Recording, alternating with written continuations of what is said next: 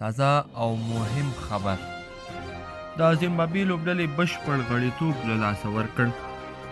د کرکټ نړیوالې شورا د یوې تازه پریکړې له مخې د زیمبابوې کرکټ بورډ د هر ډول غړیتوب او له امتیازاتو څخه محروم کړی شوه.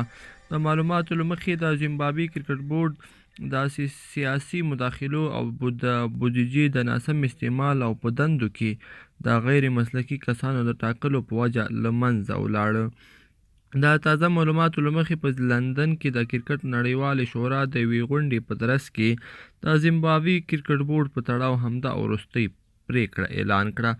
له دې وړاندې د زیمبابوې حکومت هم د زیمبابوې کرکټ بورډ اداره لغوه او تړلې وه چې پکې د فساد او درغلۍ ادعاوې شوې وې.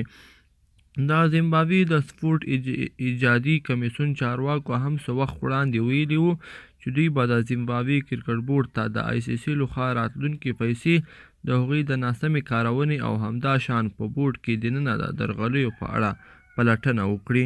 هغه وخت د زیمبابوې کرکټ بورډ ځینې غړي چې په هغې کې اجرایوي ډایرکټر هم شامل وو له دندو لرې کړای شوي وو.